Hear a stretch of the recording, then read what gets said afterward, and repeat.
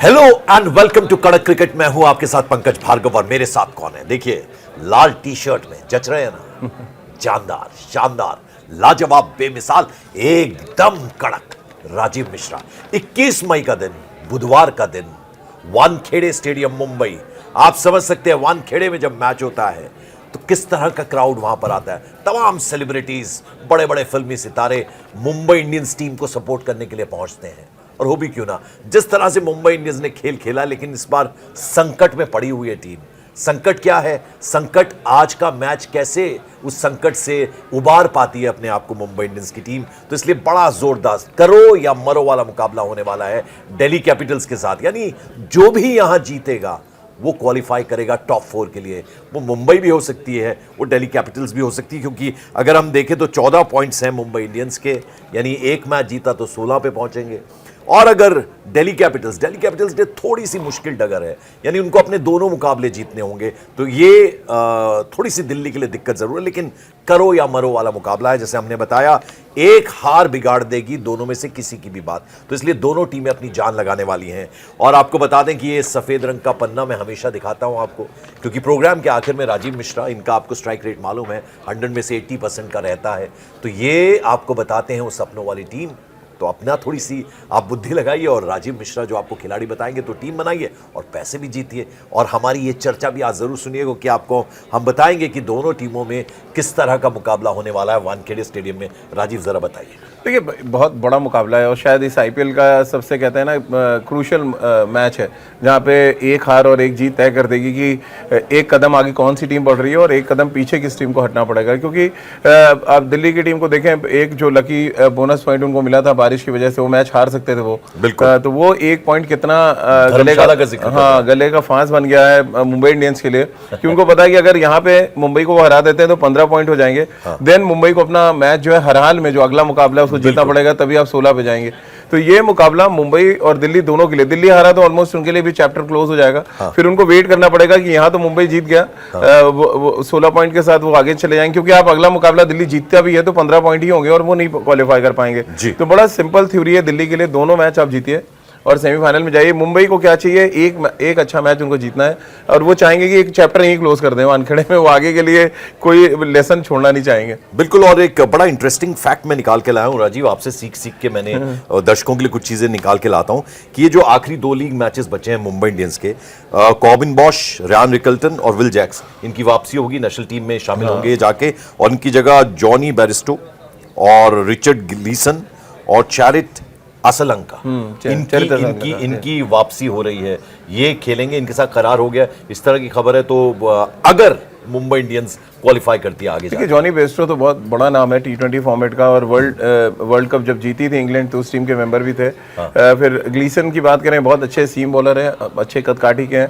और असलंका जो left handed batsman है, तो वो विल जैक्स की कमी के लिए मुझे लग रहा है उनको लाया जा रहा है। लेकिन अभी जो हाल फिलहाल सिनेरियो है, पहला जो लक्ष्य कहते हैं ना, छोटे छोटे अगर आप लक्ष्य बनाइए तो फिर आप इजीली अपनी मंजिल तक पहुंच जाते हैं।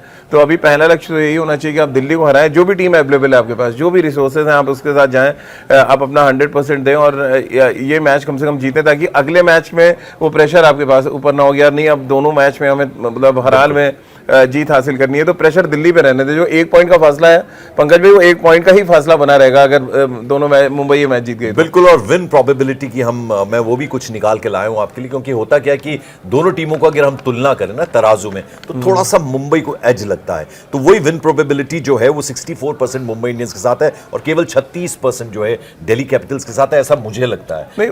ये बात से इत्तेफाक रखते हैं। और इसके पीछे देखिए रीजन बहुत साफ है जो आपने निकाला है, जो परसेंटेज निकाला है जीत का। उसका रीजन ये है कि मुंबई अपने घर में बहुत अच्छी क्रिकेट खेली है इस साल, और वो मैचेस हारे नहीं है वानखेड़े के मैदान पर। एक मैच मुझे याद आता है इस सीजन हारे नहीं, तो जितने मैच वो खेले और जो विनिंग उनका एक मोमेंटम शुरू हुआ था, विजय जो बहुत तेजी का साथ दौड़ा, वो वानखेड़े से उसकी शुरुआत हुई थी जब रोहित आया और रोहित ने बहुत ताबड़तोड़ बैटिंग कर दी। और फिर उसके बाद हर खिलाड़ी ने कंट्रीब्यूट किया और मुंबई एक समय तो ऐसा लग रहा था अब इसको हराना ही बहुत मुश्किल हो गया। तो अब ऐसी सिचुएशन इस समय है मुंबई इंडियंस के लिए, जहाँ पर एक बार फिर वो मैदान आ गया जहाँ से उन्होंने बहुत अच्छी क्रिकेट खेलना शुरू किया था।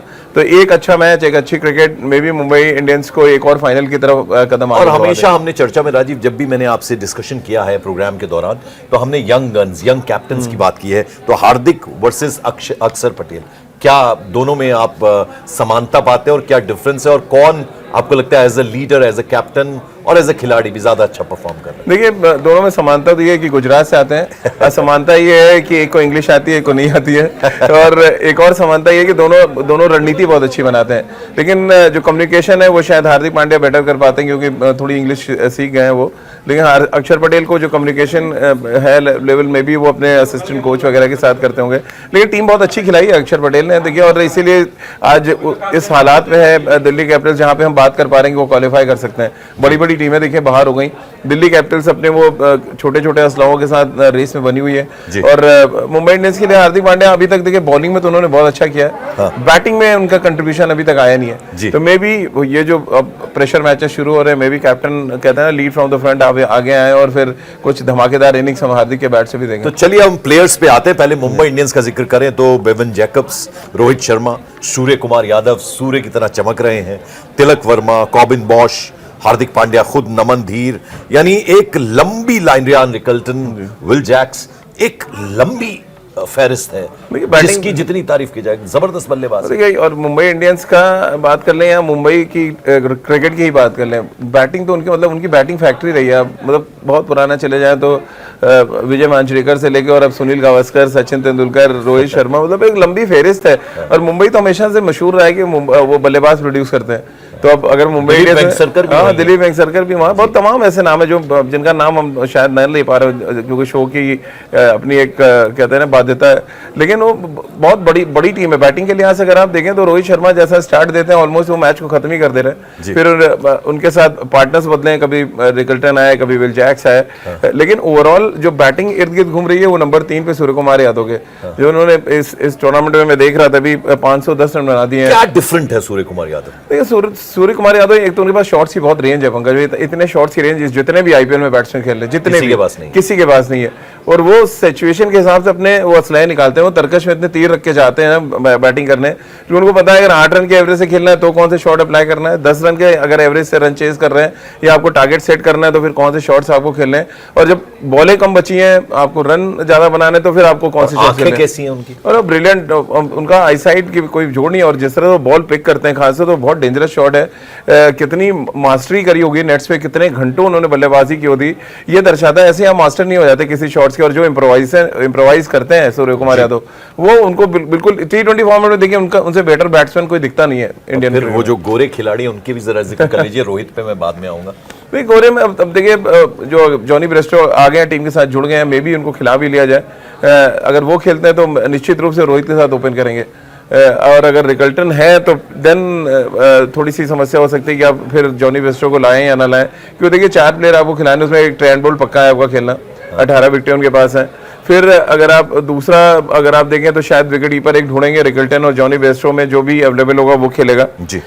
इसी तरह से अगर आप नीचे आए तो नहीं, पर करार शायद हुआ है प्लेऑफ्स, मतलब जब नहीं अवेलेबल है, मैं कह रहा हूँ कि अब वो टीम मैनेजमेंट पे डिपेंड करता है कि वो रिकल्टन को खिलाना चाहेंगे या जॉनी ब्रेस्टो को लाना चाहते हैं, वो टीम मैनेजमेंट डिसाइड करेगा। रोहित शर्मा की बात कर ले। रोहित शर्मा तो देखिए अब तो बिंदास क्रिकेट, अब तो कुछ प्रेशर ही नहीं है, टेस्ट मैच में फॉर्म दिखाने का प्रेशर है, अब तो ओडीआई क्रिकेट उनको खेलना है, और यहाँ पे जो उनका बॉडी लैंग्वेज जैसा रहता है बिंदास, अब उनके नाम पे स्टैंड भी बन गया है, और रवि शास्त्री ने उस दिन फंक्शन में उनसे डिमांड भी कर दी कि एक बिग हिट इस स्टैंड पे भी चाहिए मुझे अगले मैच में, जो स्टैंड बन गया, जो स्टैंड रोहित शर्मा स्टैंड बना, बड़ा इमोशनल उन्होंने वहां पे उस दिन काफी भावुक हो गए थे, और होना भी क्यों नहीं, होना भी, और अपनी माँ से उन्होंने वो बटन दबाया जब, बहुत ही अच्छी बात है, बहुत शानदार है वो बिल्कुल, और ये यंगस्टर्स के लिए सीख भी है बहुत, कि जो आप क्रिकेट शुरू कर रहे हैं कि आप इतने बड़े प्लेयर जो है यही सब करके बनते हैं, सिर्फ रन बना के नहीं जी। और इधर की बल्लेबाजी की बात करूं मैं दिल्ली कैपिटल्स की, तो Ashutosh Sharma, Faf du Plessis, Karun Nair, Tristan Stubbs, ये जो खिलाड़ी हैं, या फिर केएल राहुल को छोड़ दिया जाए, केएल राहुल भी वो थोड़ा ऑफ कलर बीच में पिछले मैच में तो उन्होंने शतक लगाया और 112 रन की पारी के लिए वो टीम जिता नहीं पाए, वो एक टैग लग गया उनके ऊपर,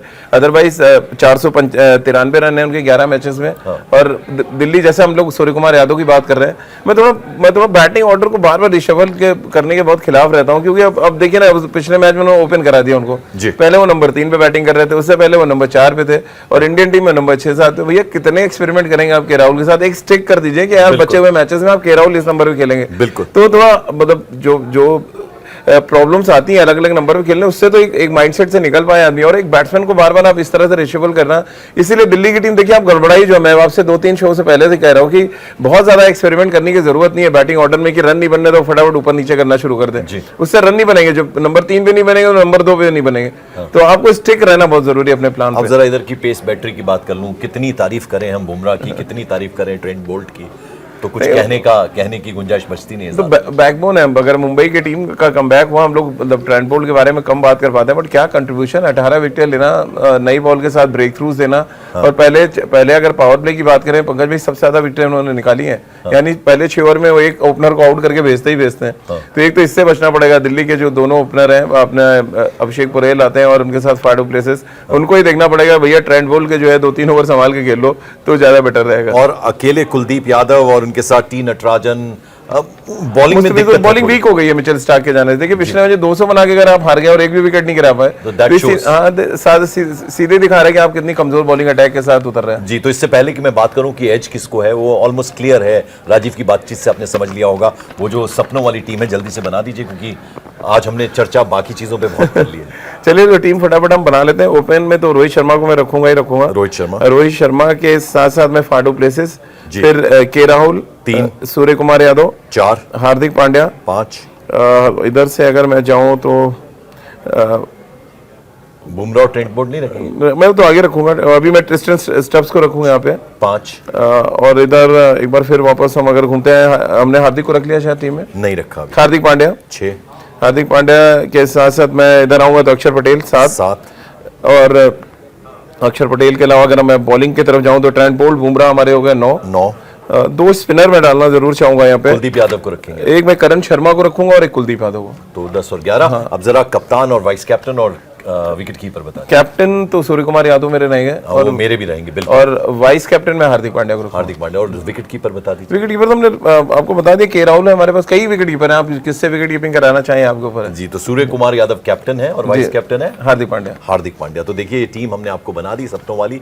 आप राजीव जी का 100% में से 80% स्ट्राइक रेट है, तो आप अंदाजा लगा लीजिए कितनी बखूबी ये टीम बनाते हैं। अब जरा एज बता दीजिए। एज तो देखिए मुंबई अपने घर में खेले तो मुझे मुंबई ही लगेगा, क्योंकि मुंबई उन टीमों में से एक है जो अपने मैदान पे एकदम शेर की तरह उतरती है मैदान। बिल्कुल, तो शेर की तरह उतरती है, उसी तरह से धाड़ेगी भी, ऐसी उम्मीद करते हैं। मुझे भी लगता है एज जो है मुंबई इंडियंस की टीम को है। तो दिलचस्प मुकाबला बुधवार का दिन, घर पे बैठिए शानदार तरीके से शाम 7:30 बजे मुंबई का वानखेड़े स्टेडियम, और खूब जोश के साथ, जोश बहुत हाई रहता है मुंबई का। तो ये मैच देखिए, लुत्फ उठाइए, हम भी उठाएंगे। फिलहाल हम आपसे ले रहे हैं इजाजत। Thank you so much.